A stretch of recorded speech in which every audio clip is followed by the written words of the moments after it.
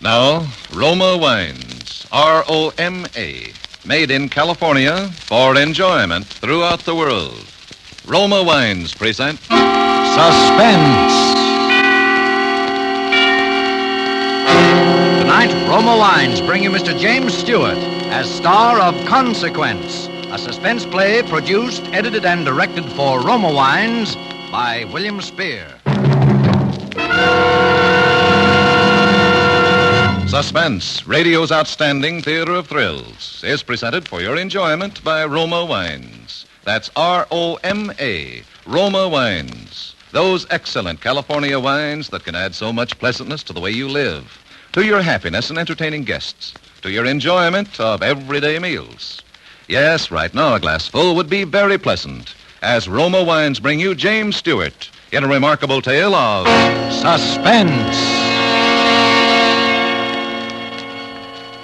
Maybe the costume was the decisive factor, or maybe it would have happened anyway. In any event, the occasion was the 10th reunion, and the class of 29, as such occasions demand, were all dressed identically in cowboy suits.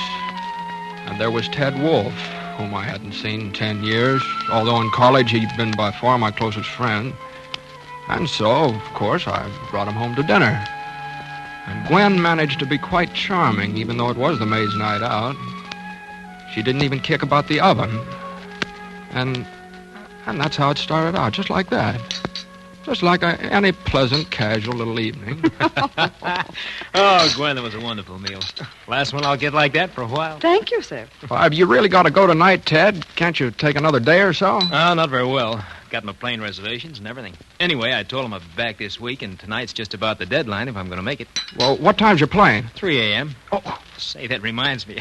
I can't go aboard in this thing. Well, you probably will. I think you're both kind of stuck on yourselves in those cowboy outfits. Worse than a couple of kids. Sure, I'm going to wear mine to the hospital tomorrow.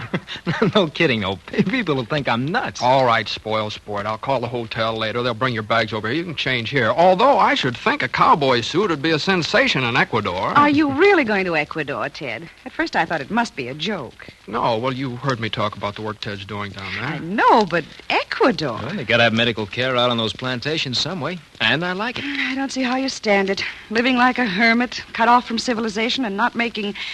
Well, I mean, they can't possibly pay you... No, Gwen. Oh, what time is it? Oh, goodness, I've got to run. Oh, are you leaving us, Gwen? Yes, I promised Mother I'd come out to the country tonight.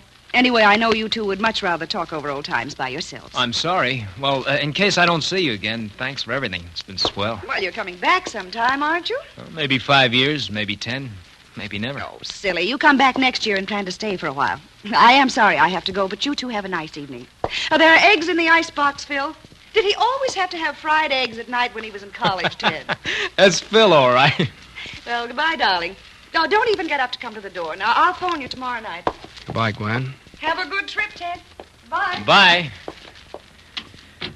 Ah, you're a lucky man, Phil. Am I? I suppose you know that the main reason I came to this shindig at all was to see you. Why me? It's been a long time since you and I had the same dreams, Ted. You haven't lost them, though. You're still in there pitching. Oh, yes. Private practice. 2 cars in the garage, 2 chickens in the pot. That's the kind of ball I've been pitching the past 10 years, and it's the kind I'll keep on pitching until some other doc says coronary thrombosis and they carry me out. Oh, you can't kid me, Phil. You're happy. And I'd just about given up the idea that there was such a thing as a happy man. And now you think you've found one. I know I have. I knew it the minute I came into this room. I knew it the minute I saw her. Gwen? Yes, Gwen. I hate Gwen. You what? And what's more, she hates me. Oh, it's nothing that shows on the surface. We get along because we have to, because my reputation would suffer if we didn't. Phil, you can't be serious. No? Why do you think I've given up every dream I've ever had? Why do you think I spend my life treating the imaginary ills of a lot of wealthy hypochondriacs? So Gwen can have this and Gwen can do that. So Gwen can satisfy every greedy instinct and every petty, rotten ambition any woman ever had. Good Lord. I never realized. Well, you've got to do something about it, Phil. You got to get out. Go to another city. Go to another country. Yeah, she'd be after me like a hawk. She'd have me up before the medical association. Oh, there are 1,001 things she'd do and would do. I've thought that every way there is, there's no use. Well, now I got that off my chest. Now you know. I'm sorry I disillusioned you. Dr. Martin. Oh? Yes, well, now? Oh, right. I'll be right down. Hey, you're not going out now. I want to talk to you. No, I'm still a doctor. Even Gwen can't stop that. I'll be back before you leave, though. If you want to stick around, I'd sort of like to ride out the airport with you. Is it really important, Phil? Yeah. Now, just make yourself at home. You can fix anything you want out in the kitchen, but look out for that oven, though. It leaks when you turn it off wrong. I won't be long. Okay. I'll wait, Doctor. Thanks, Doctor. Kind of hoped you would, Ted.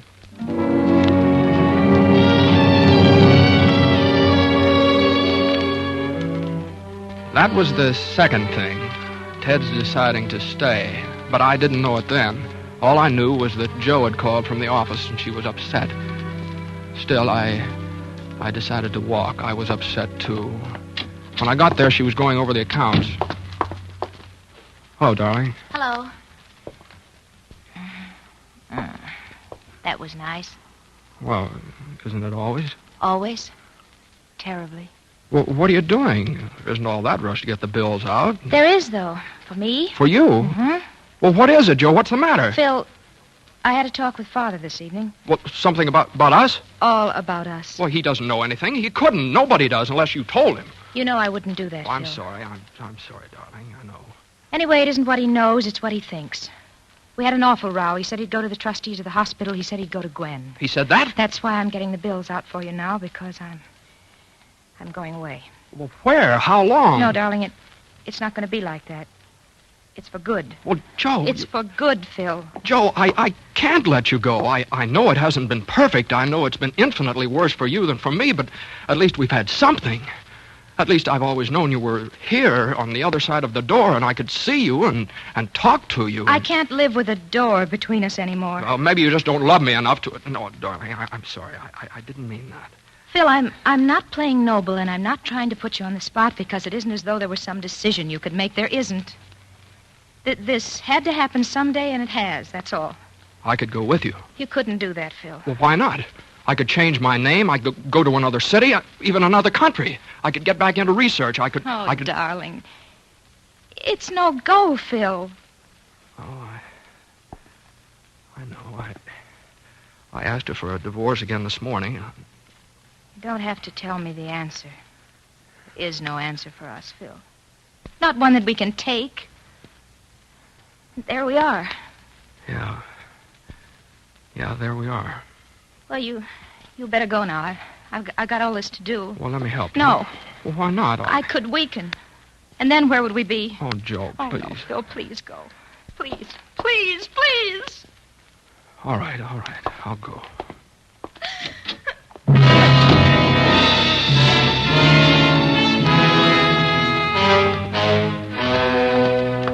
I don't know how long I walked that night or where. Perhaps most men are weak and never know it. But when you're losing the woman you think you love, that's when you'll find it out.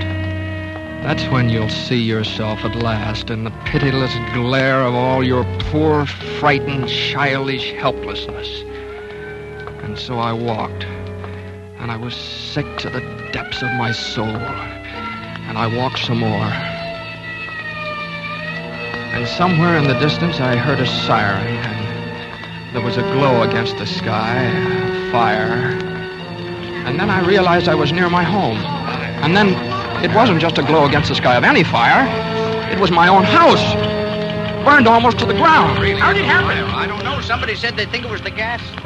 Stunned and confused, I began edging through the crowd, and then there was a sudden stillness.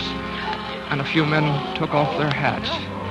And I saw it, the stretcher, and the blanket thrown over the shapeless form, and the blackened, shriveled cowboy boot. And I remembered. Ted had been in that house. Just got him out now. Yeah, what's left said you wouldn't hardly know it was a man. Frantically, I started forward, and then I stopped because I thought somebody had spoken to me, but they hadn't. Philip, come on. I know They it's hadn't. Philip. He took care of me. They weren't looking at me. They were looking on the ground on the stretcher and that thing that lay there on it. Dr. Philip Martin. Yeah, I knew him. Oh, he was a good doctor, a good Oh, Dr. Martin. Oh, what an awful way to die. Suddenly, I was shaking with excitement. I pulled my hat over my eyes. I turned up my collar. I edged back through the crowd, out into the street, and I turned the corner. And then I ran.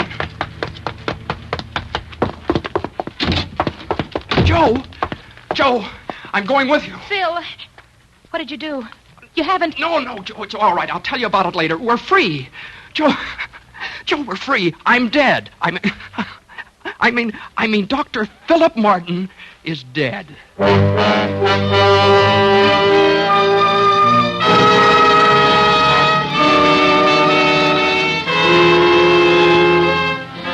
For Suspense, Roma Wines are bringing you as star James Stewart in Consequence by George Sklar and Vladimir Posner.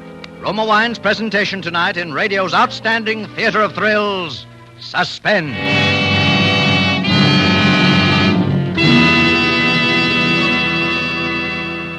Between the acts of Suspense, this is Truman Bradley for Roma Wines. Nowadays, weekends again call for entertaining, for friends and families enjoying themselves together. To the millions who regularly entertain with wine, and to those who haven't yet discovered this simple secret of inexpensive hospitality, here's a tip from famed hostess Elsa Maxwell. Successful parties can be inexpensive with Roma California wines. Yes, for just pennies a glass, about the cost of a soft drink, you can delight your guests with a taste-tempting selection of America's finest wines. Ruby red Roma port, nut-like Roma sherry, golden Roma muscatel, flame-bright Roma tokay. These superb Roma wines are a perfect party treat with cake, fruit, nuts, or other tasty snacks. They're delightful anytime. Cut your entertaining costs. Start serving Roma wines tomorrow. Discover for yourself why Roma is America's first choice.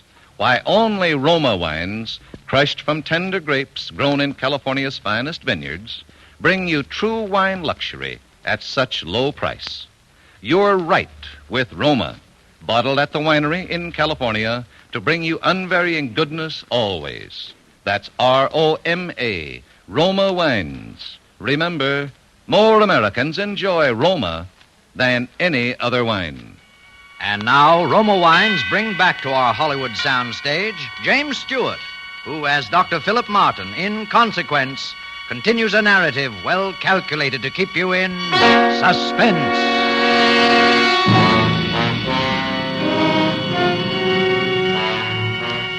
There must be something of the criminal in every man, because it seemed that I knew automatically everything I would have to do and how I was going to do it. Hotel Wilton. Dr. Wolf, please. Dr. Theodore Wolf. Thank you.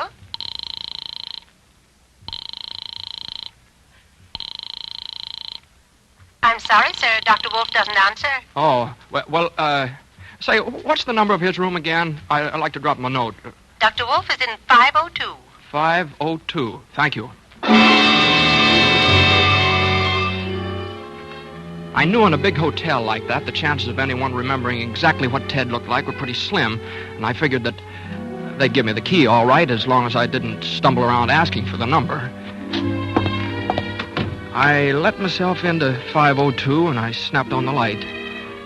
I found the plane ticket on the bureau, and then I pried open his luggage and changed into one of his suits.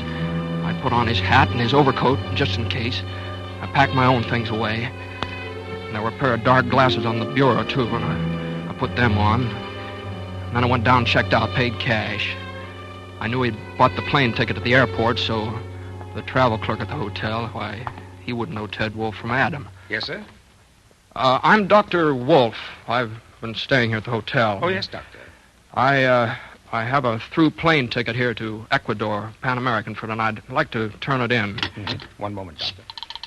Oh, that's Dr. Dr. Theodore Wolf. Thank you. Hello, Pan American, Wilton Hotel. Say I got a through ticket to Ecuador. Dr. Theodore Wolf. Will you take it? All right. That'll be quite all right, doctor. Oh, and while you're at it, you might as well get me a couple of train tickets. Yes, sir. Where to, sir? Huh? I said where to, sir. Oh, Los Angeles.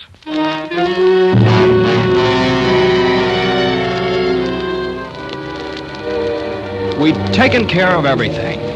A note to my bank, supposedly from Ted, enclosing Philip Martin's check for $5,000, and a letter in my own handwriting explaining that I'd agreed to lend him that amount, and asking the bank to forward the money to my account in Los Angeles.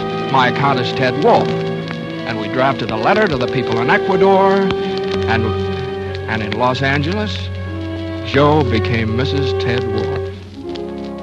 At first, everything clicked. I got the kind of a job a doctor would dream about, where I could write my own ticket and spend at least half my time entirely on research. And Joe started taking courses in a medical degree. Well, after all, she was only 24. And then,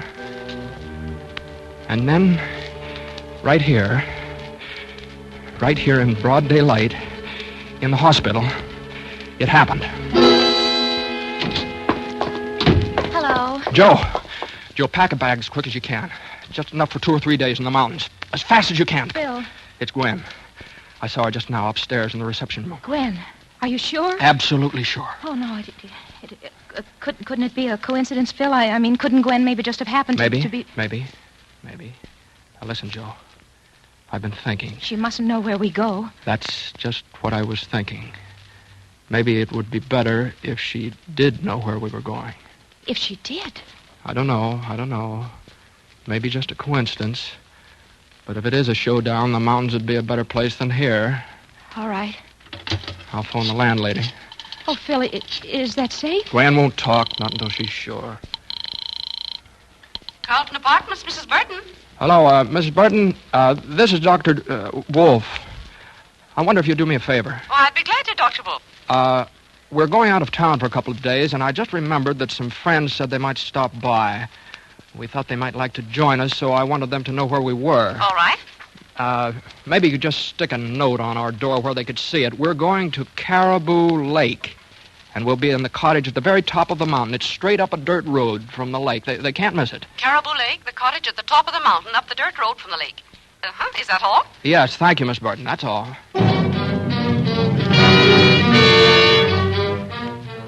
Caribou Lake is nothing much more than just a general store where you can buy bait, you can hire boats and cottages. And that time of year, there's hardly anybody there except the people who run the store. And our cottage was a good 3 miles away up a twisting dirt road running above the lake, but you could see it good and plain even at night when the lights were on. We stopped at the store and both went in to buy the things we needed, food and kerosene, matches and stuff like that. And then we went on up the mountain. By that time, it was almost dark, and Joe fixed something for us to eat, and neither one of us could touch it. We were watching the road for lights of a car. It was about 8:30 when we saw them. They went right past the store without stopping, and they came on up the mountain. They couldn't have been anyone else but Gwen. Well, She didn't waste any time. Phil, what if the car is rented? No, she'd bring her own. She loves to drive. Phil, you're not afraid, are you? No, not anymore. I'll go.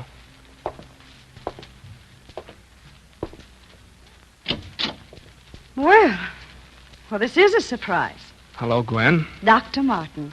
Always poised. Nothing surprises you, does it? I suppose it was the check. Partly. And then I happened to notice that a Dr. Theodore Wolf had married a Miss Josephine Reynolds in Los Angeles. And it did occur to me that your idealistic friend must have been an awfully fast worker. Well, aren't you and your bride going to ask me in? Come in, Mrs. Martin. Thank you. Quite cozy, aren't you? We have been. Well, I'm sorry to break up your little idea. Cut it out, Gwen. What do you want? Why, my dear man, what do you think I want? The way things are now, you've got $200,000 worth of life insurance coming to you. Why don't you let us alone? Philip, I don't know whether you realize how much worry and anguish you've caused me. Sure, I know. I know just exactly how much. Then perhaps you also know exactly how you stand with the law in this matter. I don't know about all this impersonation business, except that it would permanently ruin your career. But I do know that the laws covering bigamy are quite drastic. I used to think that money meant everything to you, Gwen. I guess it doesn't. I don't feel called upon to accept rebukes from you, Philip, for anything. Not after what you've done. I feel that I'm being most generous to both of you. What is it exactly you want, Gwen? Either you come back and we'll explain the whole thing as amnesia or something, or you'll both go to jail. How could you? You shut up. Listen. Does anybody else know about this? Of course not. Nobody knows you came out here, or why. After all, Philip, I do have some pride left. I just said I was taking a little trip to New York to forget. All right. Now just give us a couple of minutes to talk things over, will you? Alone. Very well. Although I don't see that there's very much to talk about. Will you go outside, or shall we? I'll go. I'll wait in the car. Oh, Phil. It's all right, Joe. I don't mind now. Neither do I. Do you think you can do it? Me? Yes, I'll have to have an alibi. Have you thought about how... Yeah, all day, I guess. But it's all right. It's good. She'll disappear the same way I did. Fire? Yeah. Only I'll have to be down at the store when it happens. This place will go up like kindling. And when they pull her out, they'll think it's you. Nobody knows she's here. And I'll be there to say it is you.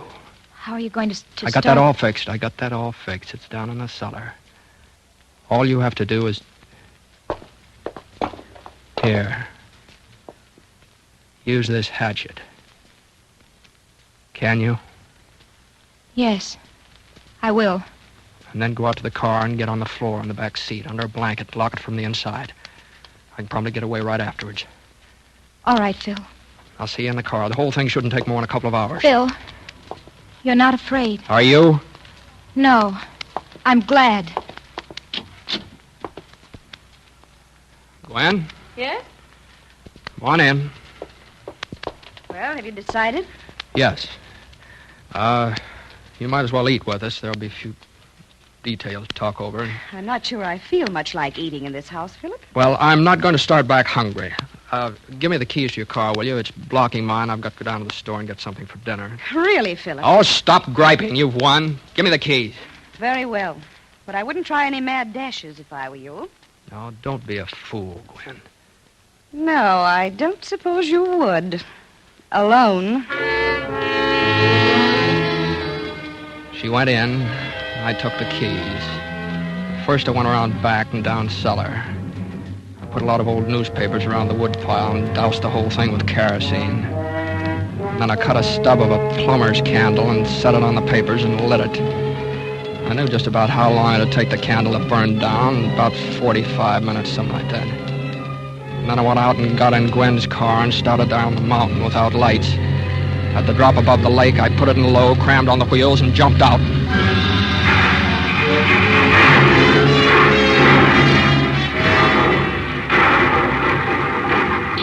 It bounced once and then went over where there's about 40 feet of water.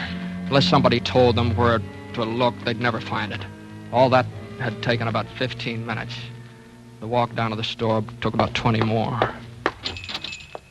Well, you forget something, Dr. Wolf? Yep, like a fool tobacco. I can't get through the night without a pipe.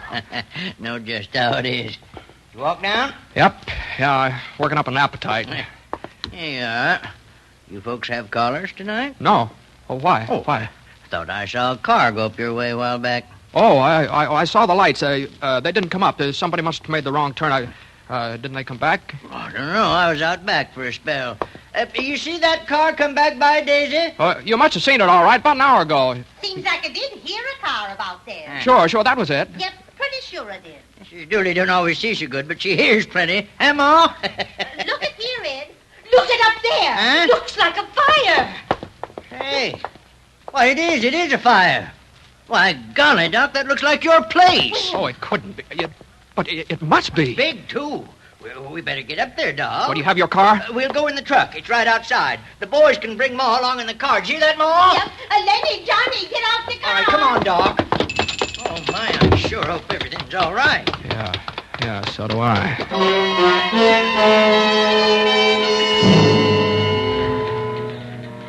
The cottage was all wood and dry, and it was completely gone by the time we got there. It was the boys who dragged her out of the embers. I wouldn't look if I was you, Doctor. Oh, Oh, Joe. Must have been quick anyway. She's burnt almost to nothing. Hey, Ma, you better go on, Doc. We'll take care of everything. All right. Want one of the boys to go with you? No, I'll get in touch with you from town. I'll make the arrangements down there and send down for the... Yes, well, you just go on. We'll see to everything now. All right. I'm awful sorry, Dr. Wolf.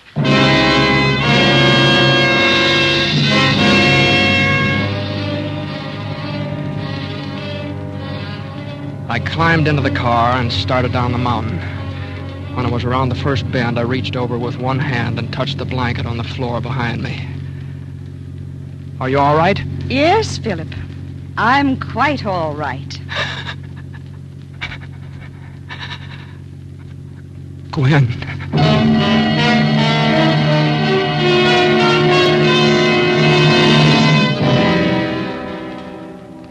Gwen has never told me how it happened. But of course she killed her. We both killed her. I know that I'm trapped. I'm hopelessly, irrevocably trapped by the terrible burden of guilt we share between us, as she is. I know now that two people held together by such a frightful bond cannot both go on living, for that bond can be broken in only one way. One of the two must die. And so I write this only to have the true facts brought to light in the event of such a death. For no matter how innocent it may appear, no matter how natural the cause, no matter how plausible the accident, it will be no accident. It will be murder. Cold-blooded, calculated, deliberate murder.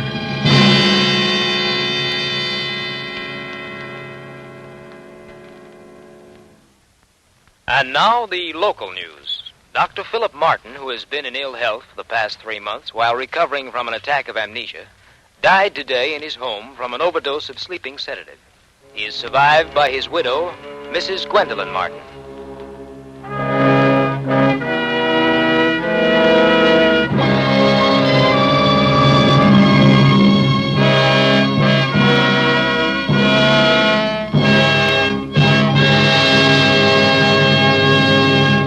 Suspense. Presented by Roma Wines, R-O-M-A. Made in California for enjoyment throughout the world. Before we hear again from James Stewart, the star of Consequence, tonight's suspense play, this is Truman Bradley for Roma Wines. Here's a suggestion that will make tomorrow night's fish dinner a meal to remember. Delight your family by serving delicious pale gold Roma California Sauterne. The delightful bouquet and delicate, tempting taste of Roma Sauterne bring out the flavor fullness, the real appetizing goodness of fish or fowl. Lend an air of friendly companionship to the meal. And best of all, you can enjoy Roma Sauterne often. It costs so little, actually only pennies a glass. Join the millions who have made Roma America's first choice. The reason? Roma gives you true wine taste luxury at low price. Make Roma Sauterne with seafood a regular Friday night custom. Get several bottles of delicious, inexpensive Roma Sauterne tomorrow. Insist on Roma, R-O-M-A, Roma Wines, made in California for enjoyment throughout the world. This is Jimmy Stewart again. Suspense is a radio show that got started just about the time I first found myself overseas. And with everybody, it has always been one of the 2 or 3 top favorites. I've been looking forward for a long time to my appearance with the show tonight. And next Thursday, that very swell actor Richard Green will be your star in his first broadcast since he joined the British Army 4.5 years ago. Next Thursday, same time, Roma Wines will bring you Mr. Richard Green as star of Suspense, radio's outstanding theater of thrills. Produced by William Spear for the Roma Wine Company of Fresno, California. This is CBS, the Columbia Broadcasting System.